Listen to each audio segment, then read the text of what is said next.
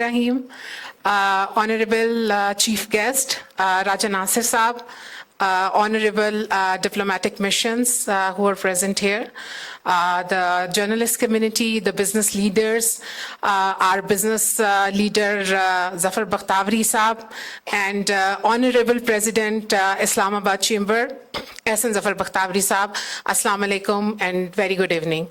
It's a great pleasure to be with you on this occasion, and indeed it's a very important subject on which SN has taken the step, and it's the second very important summit for the tourism, because when we are talking about the economic stability of Pakistan, now we need to discover that what are the areas where we can work and we can bring and unlock the potential. So I would like to share a little presentation with all of you, which I have made for this event. So can I have a mic, please, so I can go there?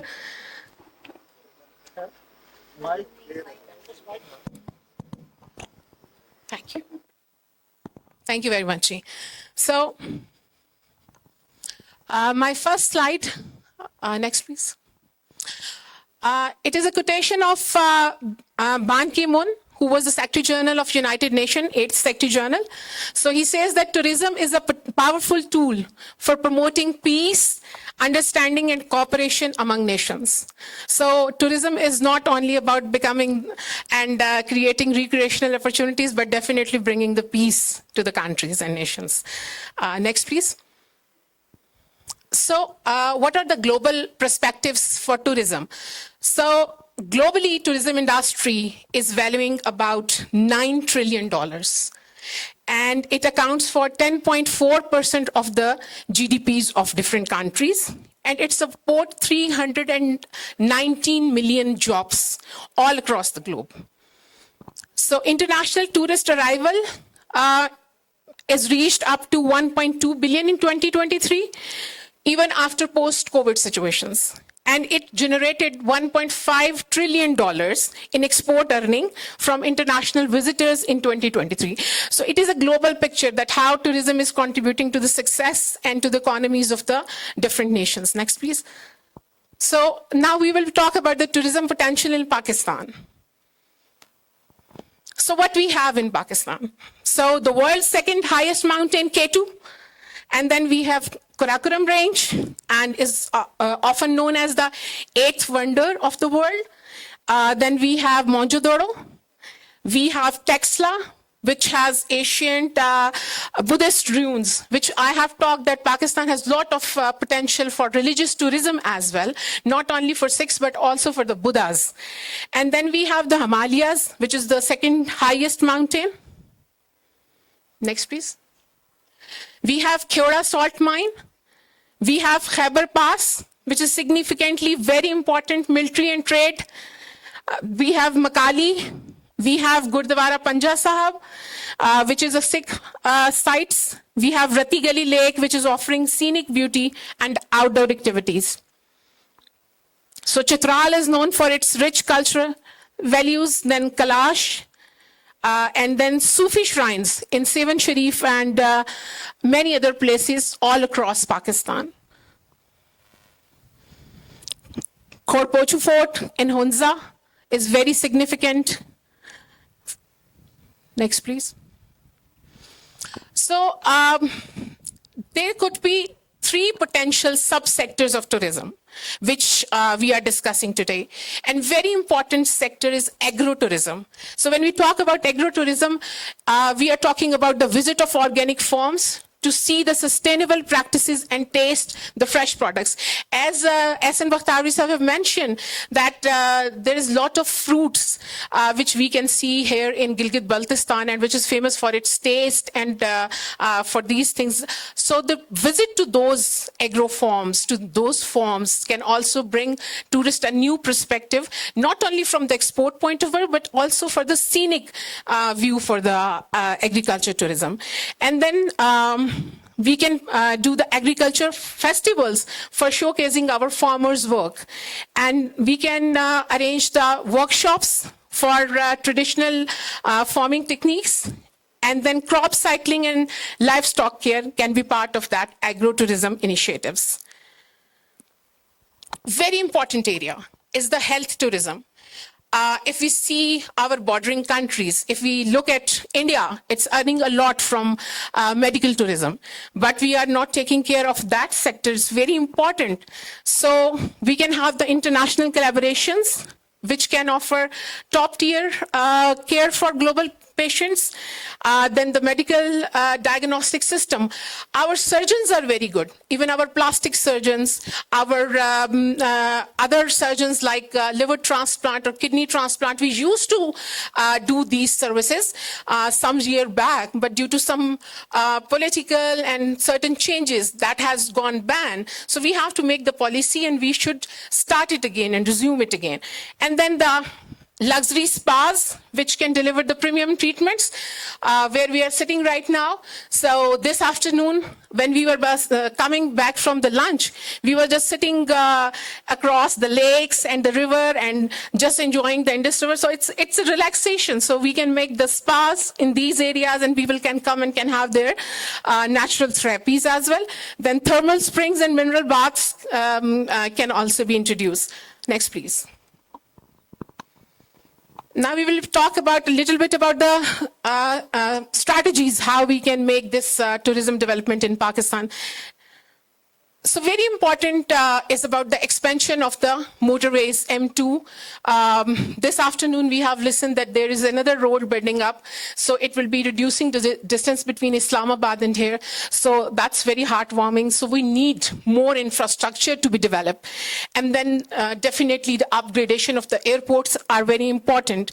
And developing the metro bus and rapid transit buses, as well as building of the luxury hotels in Hunza, Sawat, and Murree, the standards of recreation which other tourists are enjoying when we are going to Baku, we are going to Kazakhstan, we are going to different places for tourism.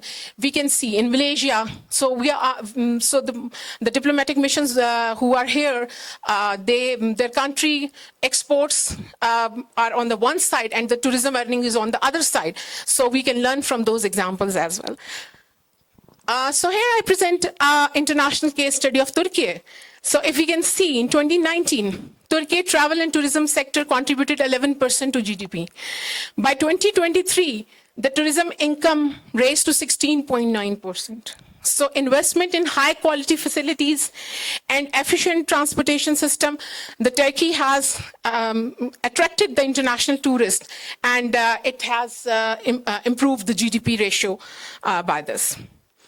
So certain issues which we know that has to be addressed, as the Honorable Minister is here and other stakeholders are here. So we would like to present that Pakistan should meet the international safety and security standards, and definitely the tourism sector must needing the Pakistan Army robust protection system for the international tourists, and then the regulations to support the tourists, as we have talked about that many times when tourists wanted to come from different countries, the visa problem from the Ministry of Foreign Affairs, that has to be supported to make tourism viable in Pakistan. And then the public safety campaigns to enhance the awareness in the public, that's very important as well. So digital marketing campaigns on the social media is very important. As you are seeing this, I will request all the honorable diplomatic missions that the way they are enjoying here, the peace, the beauty, the synergy they are enjoying, I would request that you should share these comments on the Facebook and social media. So it would be creating more positive impact of Pakistan in the global map. So we need to create collaboration with the global travel influencers. We should broad them and they should speak that what they have seen, what they have experienced, how hospitable are the people of Pakistan and how the peace and synergy is here. And then we have to do the targeting advertisements and then creation of the promotional video. I would admire how beautifully Islamabad Chamber of Commerce and Industry have made this video for their summit and also for promoting of Skardu. So such kind of promotional activities and such kind of initiatives are very much required to bring a robust change in the tourism landscape of Pakistan. Next, please. So tourism boards have to play their part. And one very important aspect is about educating the tourism and hospitality industry. So bringing more technical and vocational education training institute in different parts of Pakistan, because the skilled human resource is very much important. And as we know that the total population of Pakistan, 70% is the youth. So if we will be going to train them into the technical and vocation sector, especially in hospitality and tourism, so many of the youngsters would definitely getting a lot of job placement. They can become entrepreneurs.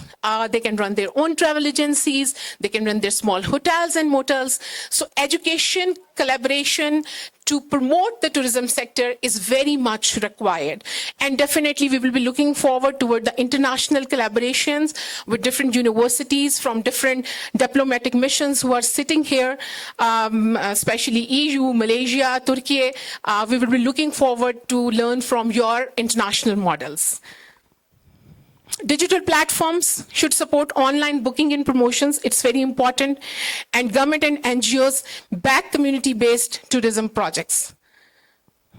And I would like to request the government, they must subsidize the tourist attractions to promote tourism in this country. And there must be financial support for international marketing and promotions, because definitely when the tourism sector would be building up in the country, it would not only promoting the soft image of Pakistan, but definitely bringing a lot of change to the GDP of Pakistan in a positive way. And there must be incentives for ecotourism and sustainability, which is very much important. And there must be a support for tourism infrastructure. And private-public partnership is very much important, because there are many places in the northern areas of Pakistan, even inside main cities of Pakistan, in Lahore and in different cities. Those places are being owned by tourism development corporations of those areas and provinces. And they are just like, just a waste of the space, because it is not very well structured. So there we should invite the private sector to come and join the hands with us and to make them a viable tourism available space for us. A little bit about the environmental responsibility. So must be eco-friendly practices in tourism operation, sustainable tourism to reduce the environmental impact. All of us, which we are facing this morning, a lot of rays in the Skardus temperature, which is not expected for all of us. So these environmental sustainable practices, we have to do that, and we have to focus on that. So conservation of natural habitats and wildlife, eco-friendly transportation system for the tourist, and environmental education and awareness campaigns for our youngsters in schools, colleges, and universities, and even for the general public as well. So here is a little bit of a local success story of Hunza. That with the recent development, the region has been transformed into an international destination. And if we can see, Hunza now welcomes around 3.5 million tourists annually and fostering a substantial wealth circulation in the region. So the Green Pakistan initiative by the Pakistan Army has boosted the economy, and it has improved the ecotourism by 20%, and it has created 10,000 jobs and definitely improving the sustainability efforts by 25%. So it's a local success story of Hunza.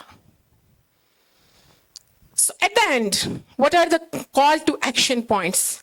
So we have to invest in the tourism infrastructure if we really wanted to see Pakistan a tourism-based country.